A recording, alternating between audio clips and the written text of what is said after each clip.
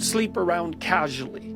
Well, why not? It's like, why can't sex just be casual and fun? It's like, well, it's too, you can't divorce it from the rest of life. Like, let's say you try to divorce your sexual conduct from your emotional life.